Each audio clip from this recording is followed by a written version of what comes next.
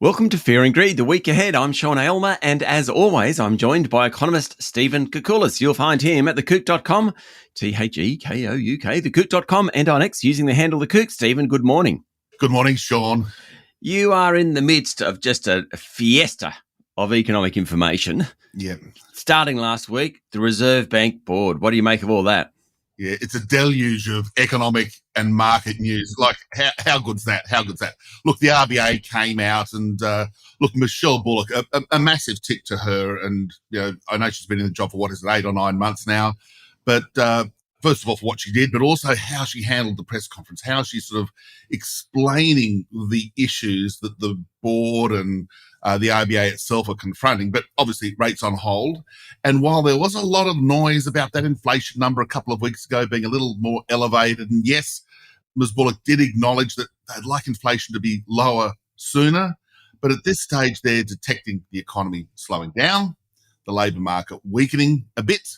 They're noticing events in the global economy slowing with lower inflation coming through. So they held rates steady. And as she said in the previous press conference in March, she's not ruling anything in, not ruling anything out. So the debate was the next move up in rates or down in rates. But the market consensus now is flat to down eventually, but later rather than sooner. She wasn't, and the board weren't quite as aggressive, hawkish is the economics term, around interest rates. And it just sounds like they just know that inflation is not going to be a linear progression lower. And she did note too that things like petrol prices, again, anybody who's got a car or drives past a petrol station can see that the price of petrol's gone up in the last few weeks. And she did note that that will impact on the June quarter inflation numbers when we get them. But as we've discussed, and as the RBA knows, they could hike rates 10 times and it would have no impact on the petrol price. It's a globally determined price with a whole range of influences, supply and demand, and of course geopolitical tensions too. So that's why they trim or get to an underlying measure of inflation. So as they put in their statement on monetary policy, the quarterly run rates of forecasts out to 2026, they're a little elevated for the remainder of 2024, but once we get into 2025 and 2026, the RBA is forecasting inflation to be back into the target, and importantly, with interest rates where they are. Okay, so let's hope that's the case. It does get back into that target range. Now, the other factor, or another big factor playing into all this, of course, is the federal budget, and whether that'll be inflationary or not. We find out a lot more about that tomorrow night, Stephen. Tomorrow night, Jim Chalmers, the Treasurer, delivers his third budget. And it is big news. There's been the usual thing that's been the staple of politics in the last decade or two. Lots of little bits and pieces leaked out before the budget night. So for us economists, it's partly what the measures are. What are they going to be doing with tax policy, areas of spending and the like? But it's that macro effect that's going to be important to us macroeconomists. Is there going to be more stimulus there that's going to be making the RBA's inflation target a little harder to achieve?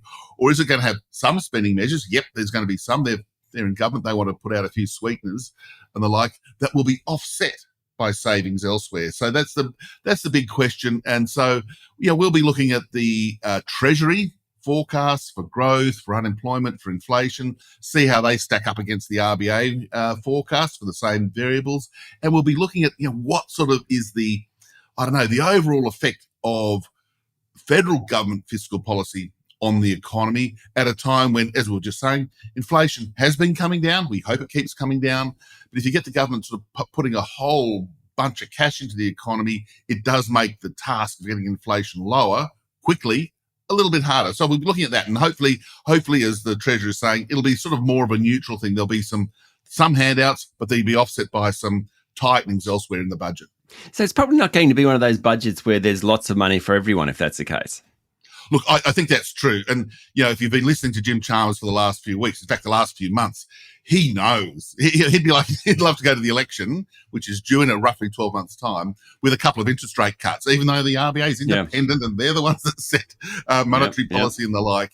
I'm sure there's a spin-off in favour of the incumbent government whenever the interest rates are coming down. So he knows that if he can keep a relatively tight rein on the budget settings on tomorrow night, that he'll be able to sort of say, look, we've come through this inflation problem.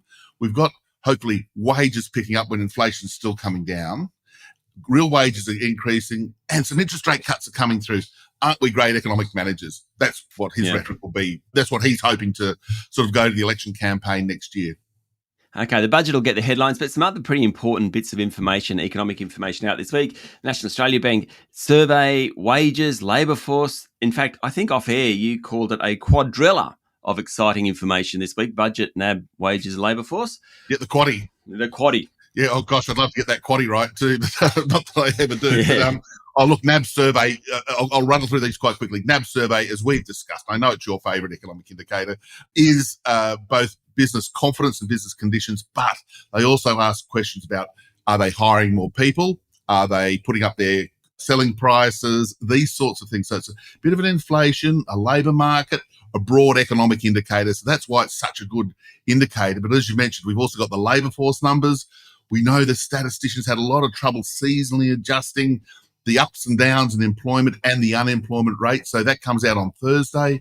So we'll see just how weak the labour market is relative to the softer economic conditions. So I think the market's looking for a pretty flat result and for the unemployment rate to tick up a little bit.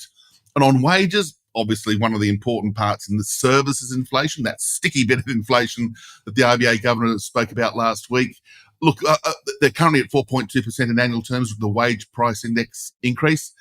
The market forecast is expecting a similar sort of result. So the quarterly figure will probably ease back to about 0.9% quarter on quarter, but that leaves your annual run rate just a tick above 4%.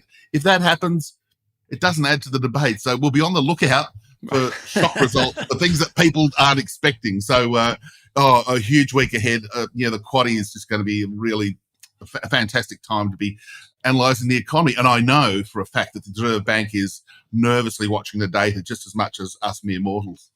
We mere mortals, remember everyone, Steve and I will be talking on Wednesday morning after the budget to get Stephen's take on it. So certainly, Stephen, I hope you get some sleep the night before. Oh, it'll be a late night. I love it. I'll have my cup of tea here, my green tea, and I'll be analysing page after page. I've got screens going here. I've almost got it ready to set up for the download of the budget papers. Oh, where too much information is never enough. We will speak to you on Wednesday. See you Wednesday. That was economist Stephen Koukoulas, better known as The Kook. You can find him at thekook.com and follow him on X using the handle The Kook. I'm Sean Aylmer, and this is Fear and Greed, the week ahead.